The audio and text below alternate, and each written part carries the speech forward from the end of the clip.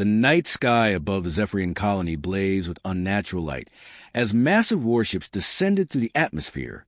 On the ground, the flower-like beings that called this world home trembled as their delicate petals caught the harsh glare of alien weapons charging to fire. Elder Bloom of Dawn pressed his roots deeper into the sacred soil of their capital city, his bioluminescent patterns flickering between fear and desperate hope. Around him, thousands of his people swayed in the evening breeze, their colors shifting from peaceful blues and greens to the panic reds and yellows that meant only one thing. Death was coming. The Vorthan Empire had arrived. For 3 days, the Zephyrians had watched their outer settlements burn. The invaders showed no mercy, no interest in negotiation or surrender. They simply destroyed everything in their path, methodically working their way toward the heart of Zephyrian civilization. These plant people had never known war, never even imagined such cruelty could exist among thinking beings. "Elder," whispered young Petalin Wind, her light patterns stuttering with terror. "The children in the nursery gardens are asking why the sky burns. What do I tell them?" Bloom of Dawn's ancient mind raced through possibilities that all led to the same conclusion. His people were going to die. All of them. The Vorthans had done this before to 17 other peaceful species. They conquered not for resources or territory, but for the simple joy of domination. Above them, another wave of Vorthan fighters screamed overhead, their energy weapons carving molten scars across the landscape. The beautiful crystal spires that had taken centuries to grow shattered like glass. The singing gardens where Zephyrian young learned to control their light speech fell silent forever. Send a message.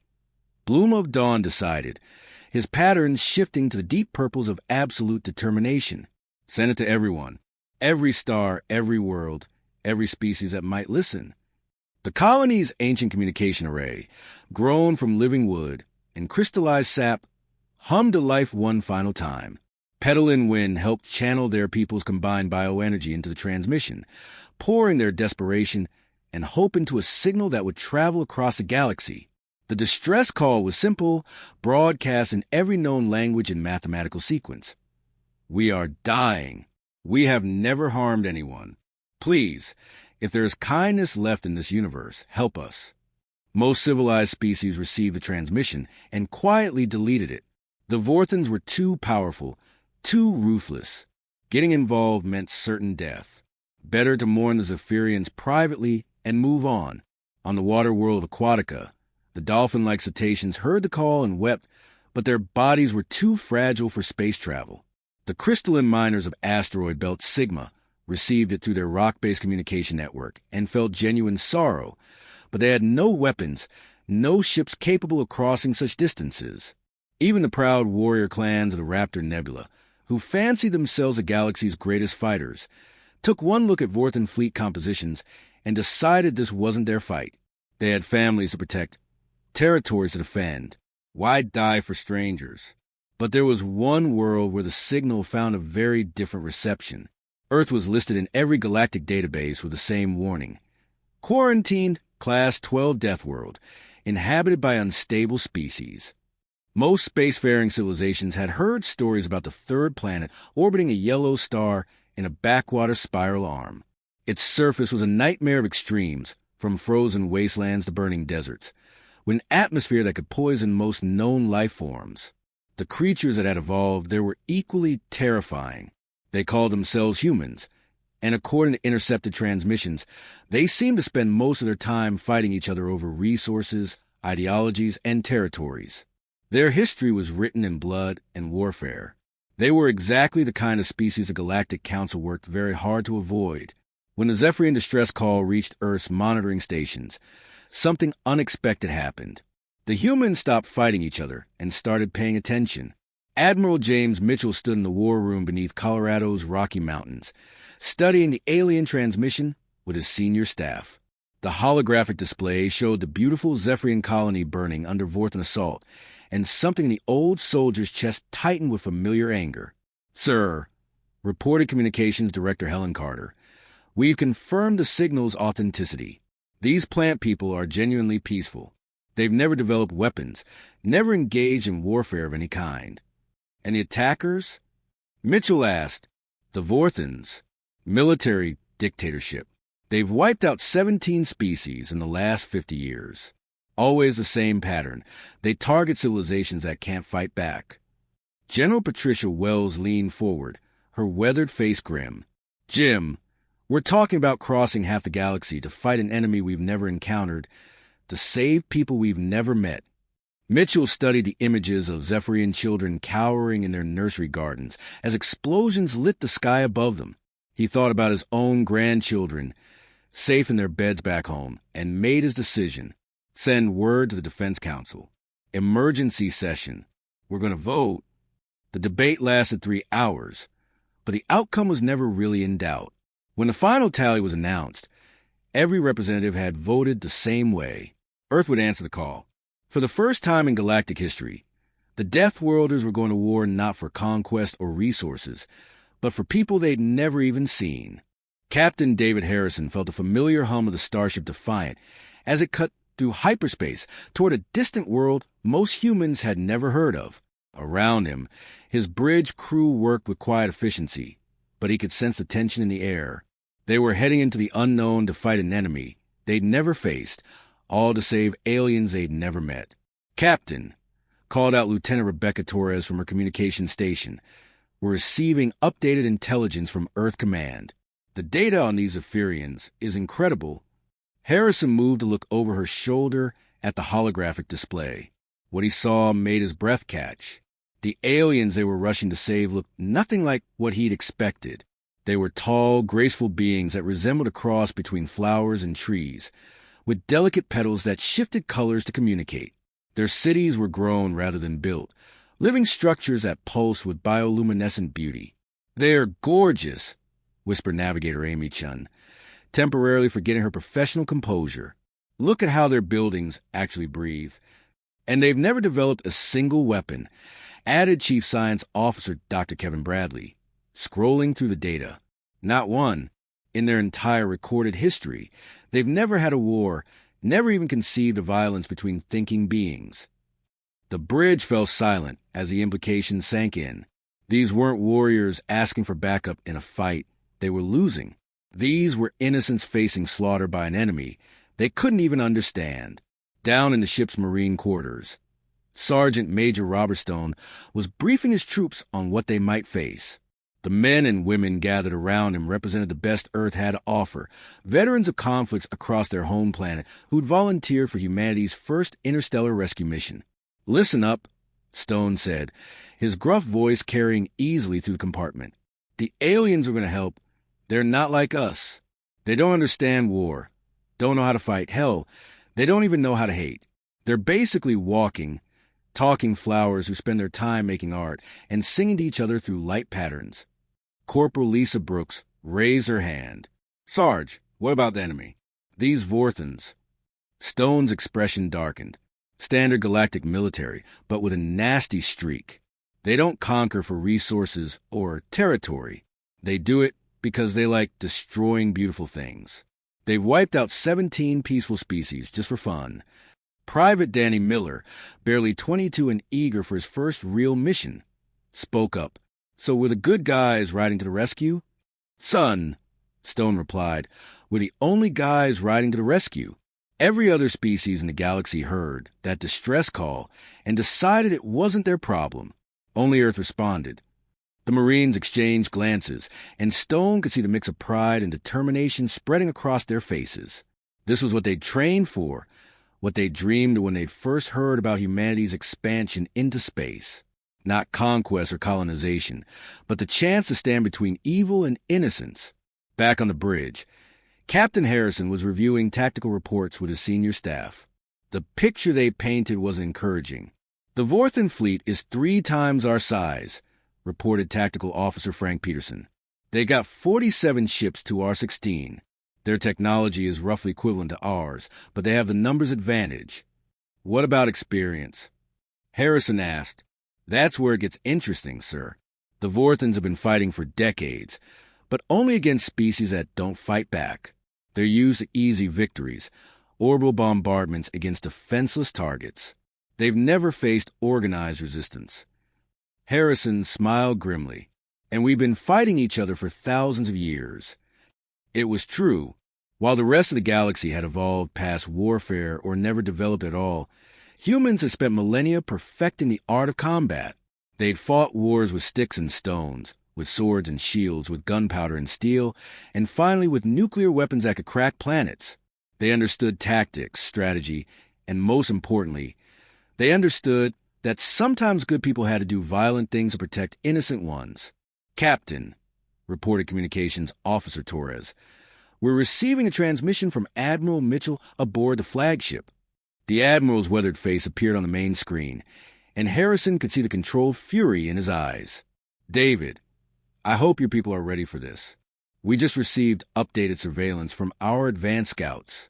The Vorthans aren't just destroying military targets. They're targeting schools, hospitals, nurseries. They're killing Zephyrian children for sport." The bridge crew's collective intake of breath was audible. Harrison felt his own hands clench into fists. "Sir, my people are ready." "More than ready." "Good. Because we got less than 6 hours until we drop out of hyperspace. And when we do, we're going in fast and hard. No negotiations, no warnings. These bastards crossed a line when they started murdering kids." As the transmission ended, Harrison turned to address his crew. He could see the same cold anger in their faces that he felt burning in his own chest. These Vorthans had made a critical miscalculation. They'd assumed that because no one had ever stood up to them before, no one ever would. They'd never encounter humans. "All hands, this is the captain," Harrison announced over the ship's intercom. "In 6 hours, we're going to show the galaxy what happens when you hurt innocent people while Earth is watching. These Zephyrians asked for help, and by God, they're going to get it." Throughout the ship, Marines checked their weapons and engineers fine-tuned engines. In the medical bay, doctors prepared for casualties. In the fighter bays, pilots ran final checks on their craft. The Deathworlders of Earth were coming, and hell was coming with them. The moment human ships dropped out of hyperspace above Kepler, 442b, chaos erupted across the Vorthan fleet.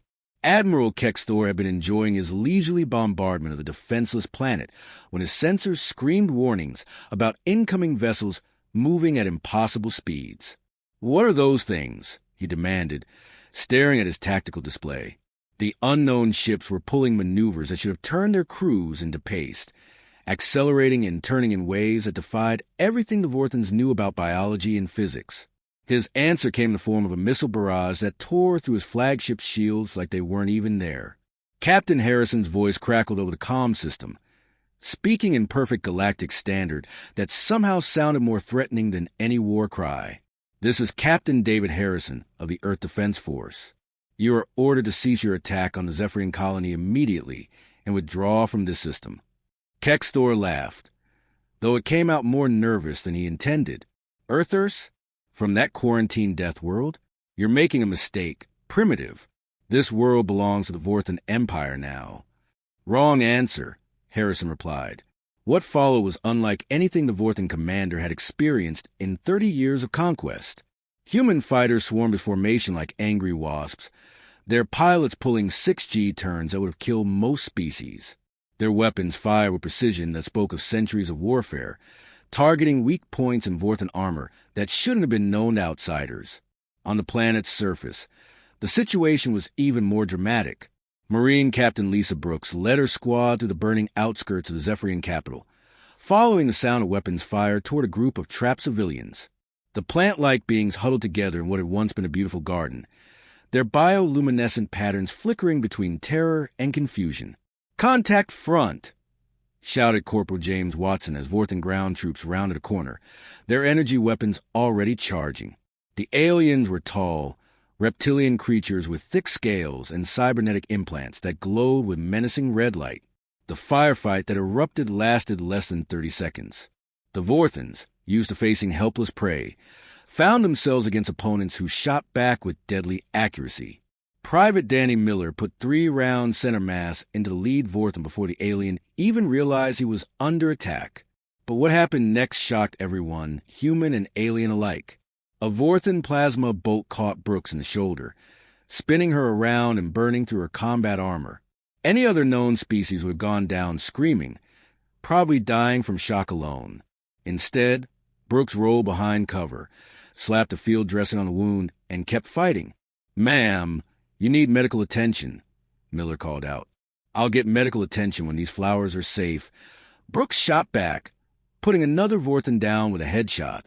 "Keep moving." The surviving Zephyrians watched in amazement as the human soldiers established a defensive perimeter around them. These strange new beings continued fighting despite injuries that would have killed any Galactic Council species. More than that, they were fighting not for territory or resources, but for people they'd never met before. Elder Bloom of Dawn, his ancient patterns shifting between gratitude and wonder, approached Captain Brooks as she directed her troops. The translation device on her belt picked up his light speech and rendered it in accented English. "You came. When an entire galaxy turned away, you came." Brooks winced as the medic worked on her shoulder, but managed a smile. "That's what we do. Where we come from.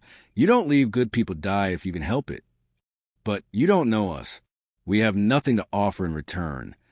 "Elder," Brooks said gently, "sometimes doing the right thing is payment enough." The Zephyrian's patterns exploded in brilliant colors that the translator couldn't fully interpret, though Brooks got the sense it was something like amazed joy mixed with deep respect. Above them, the space battle continued to rage. Admiral Mitchell coordinated the human fleet from his flagship, watching as his captains demonstrated tactics that left the Vorthans reeling. Where the aliens expected predictable military maneuvers, they got creative chaos born from a species that had spent millennia fighting itself. "Sir," reported his tactical officer, Commander Rachel Foster, "the Vorthans are trying to retreat to high orbit. Their ground forces are requesting immediate evacuation." Mitchell's smile was cold as winter. "Negative on that evacuation. Our people are still down there protecting civilians. The Vorthans want to fight, they got one." The human fighters pressed their advantage, using their superior maneuverability to prevent Vorthan dropships from reaching the surface. Every time the aliens tried to extract their ground troops, human pilots were there to intercept them. On the ground, more human units had deployed across the planet, each one racing to reach trapped Zephyrian communities before the Vorthans could complete their extermination. What they found broke their hearts and hardened their resolve. Sergeant Major Stone discovered a Vorthan unit that had cornered a group of Zephyrian younglings in what looked like a school. The plant children's patterns flickered with pure terror as the reptilian soldiers prepared to open fire. Stone's unit hit them from behind with such fury that the surviving Vorthans fled in panic. The humans didn't pursue. Their priority was the frightened children clustered in the corner. "It's okay," Stone said softly, his weathered face gentling as he knelt before the trembling younglings. "The bad guys are gone. You're safe now." One of the children, barely knee-high to the veteran Marine, cautiously approached and touched Stone's arm or hand with a delicate tendril. Her patterns shifted to soft, curious blues, and despite the translation barrier, her meaning was clear: gratitude. All across the planet, similar scenes played out as human forces engaged Vorthan units and drove them back. The aliens who had expected easy prey found themselves facing predators from a world that forged its children in fire and blood. The Deathworlders had arrived, and they were everything the galaxy's nightmares had promised. Colonel Michael Turner grinned as he watched the Vorthan retreat through his binoculars. The alien forces had been pursuing his Marines through the dense swamplands that covered the northern continent of the Zephyrian world, but now they were pulling back in what looked like panic. "Sir, why are they running?" asked Lieutenant Kate Reynolds, wiping acidic swamp water from her face gear. "We're outnumbered 3-1. Turner pointed at the retreating Vorthan soldiers, who were stumbling and falling as they fled. Several had already collapsed completely, their reptilian bodies convulsing as the swamp's toxic atmosphere ate through their environmental suits. "Because this place is trying to kill them," Turner explained. "Look at those readings on your suit display. The air here is loaded with sulfur compounds that would dissolve their lungs in minutes. The water is so acidic it's eating through their armor. And those spores floating around? Lethal to most carbon-based life." Reynolds looked around at the hellish landscape they'd been fighting through for hours. Twisted trees dripped caustic sap, the ground bubbled with toxic gases, and the very air shimmered with dangerous chemical vapors. For the humans, it was merely unpleasant. "And for us?" she asked. "Tuesday in Detroit. Turner replied with dark humor. "Marines, we're going to use this terrain to our advantage. The Vorthons can't follow us here, which means we control this entire region." What Turner understood, and the Vorthons were learning the hard way, was that humans had evolved on a planet that spent millions of years trying to kill them. Earth's atmosphere had been poisoned to early life. Its weather patterns included storms that could level cities, temperature swings that ranged from furnace-hot to frozen wasteland, and natural disasters that made war zones look peaceful. Humanity had survived ice ages, volcanic winters, plagues that wiped out most other species, and atmospheric changes that would have ended any reasonable civilization. They'd been forged in a crucible that made them uniquely suited for exactly this kind of nightmare environment. Up in orbit, the space battle was revealing another crucial difference between humans and their enemies. Lieutenant Colonel Jennifer Hayes coordinated her fighter squadrons from the bridge of her command ship, watching as her pilots executed maneuvers that left Vorthon commanders baffled. "Phoenix, leader, this is Control," she radioed to Captain Bill Martinez in his fighter. "Enemy formation approaching from your 6 o'clock.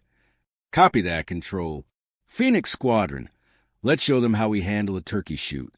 What followed was a masterclass in three-dimensional thinking. The Vorthon pilots, trained in conventional tactics against enemies who fought by the rules, found themselves facing opponents who had no rules. Human fighters dove through asteroid fields at suicidal speeds, used gravity wells to slingshot around planets, and coordinated attacks in ways that seemed to border on telepathy. The secret was simple. Humans had been fighting in 3 dimensions long before they reached space. Their air forces had spent centuries perfecting aerial combat, learning to think vertically as well as horizontally. When they moved to space, they simply expanded that thinking to include every possible direction. "Control, this is Phoenix Leader." Martinez's voice crackled over the comm.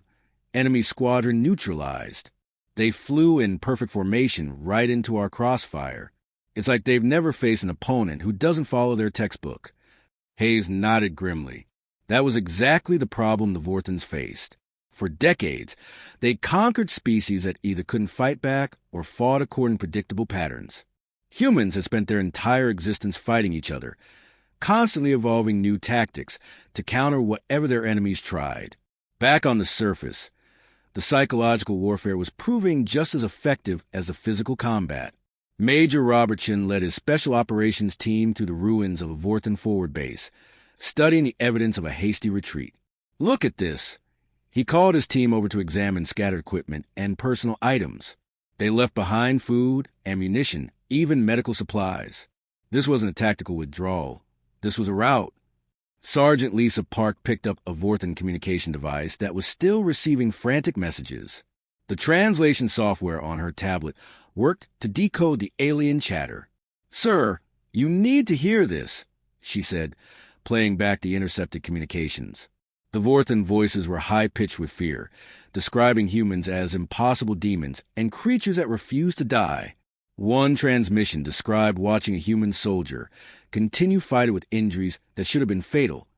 Another talked about humans who seemed to anticipate Vorthon tactics before they were even implemented. "They're scared," Chen realized. Actually scared.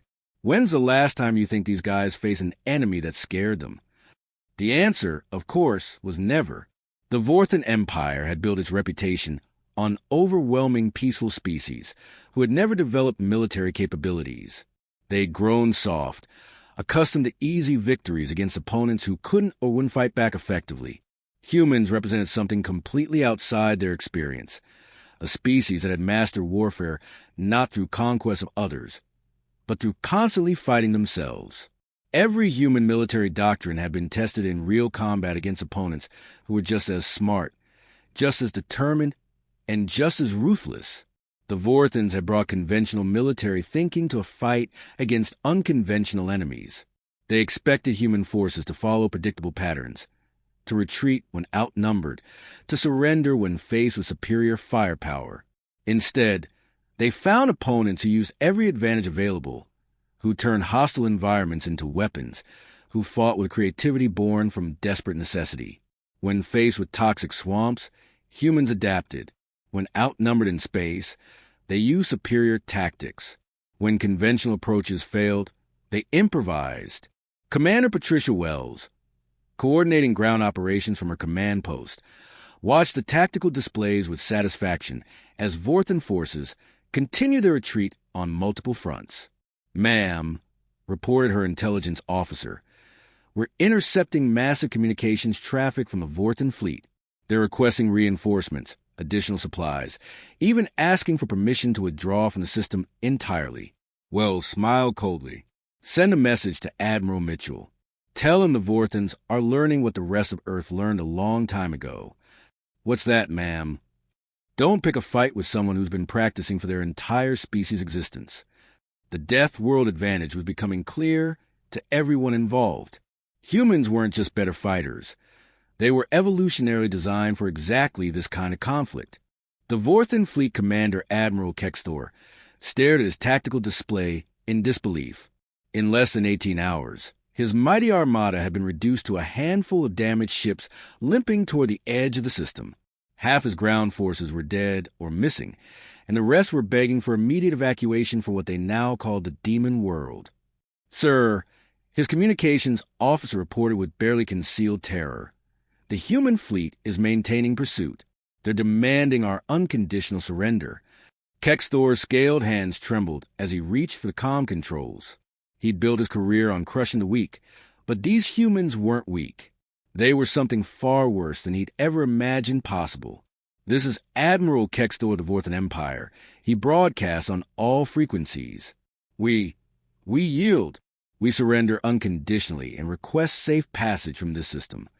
The response came from Admiral Mitchell aboard the human flagship, and his voice carried the cold authority of someone who'd seen too much death. "Admiral, your request is denied. You came here to commit genocide. You don't get to just leave because you lost." What followed was the most humiliating moment in Vorthan military history. The surviving alien forces were herded into detention camps on the planet's surface, guarded by human marines who looked at them with barely controlled disgust. The Vorthans, used to being the predators, found themselves caged by creatures they dismissed as primitive Deathworlders. But the real transformation was happening in the Zephyrian capital, where Elder Bloom of Dawn stood beside Captain Lisa Brooks, watching human engineers work alongside Zephyrian botanists to repair the damaged city. "Your people are remarkable," the Elder said through his translation device, his bioluminescent patterns shifting to colors that spoke of deep respect. "You traveled across the galaxy to help strangers, asked for nothing in return, and now you stay to help us rebuild." Brooks, her arm still in a sling from the battle, smiled as she watched Private Danny Miller teaching a group of young Zephyrians how to play basketball using a makeshift hoop. The plant children's attempt to dribble with their delicate tendrils were clumsy but enthusiastic. "That's just how we do things," she replied.